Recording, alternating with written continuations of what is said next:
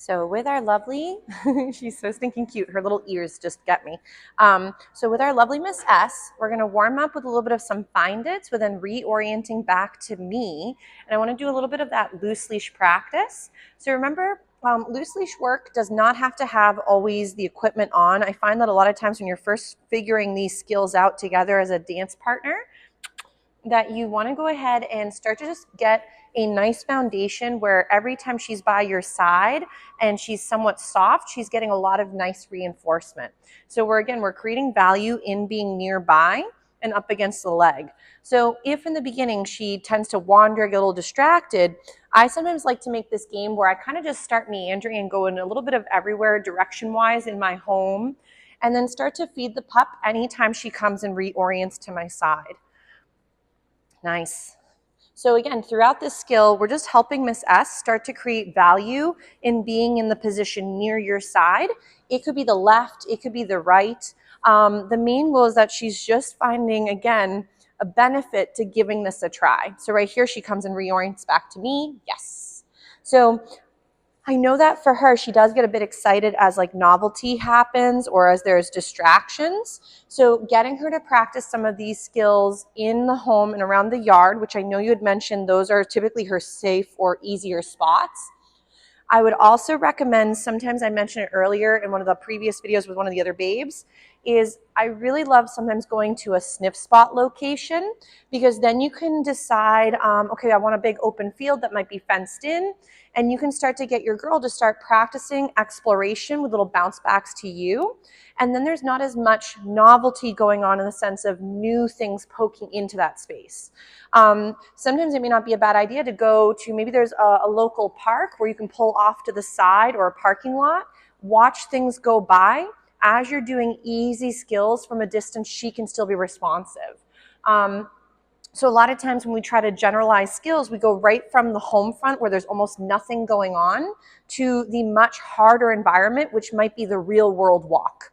So if the walk is really hard for any of the beauties, remember that once they're past that 12 to 16 week mark, you're still working on exploration and creating positive association and experiences. But if your babe is saying, you know what, I can't be functional, or I'm shutting down, or I'm becoming explosive with excitement, then that's the behavior you're actually working on and getting better at.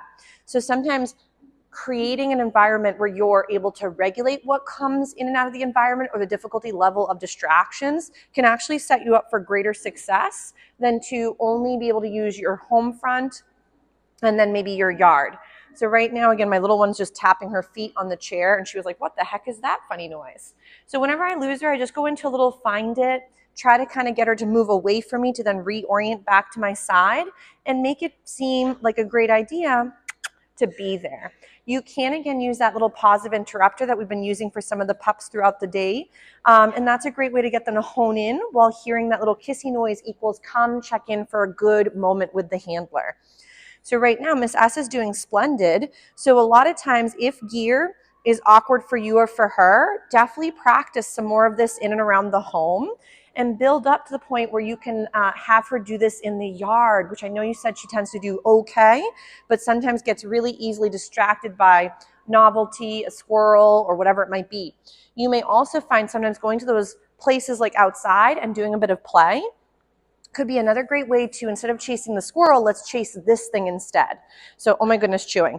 So, my goodness, you got it? We're right there, wild woman.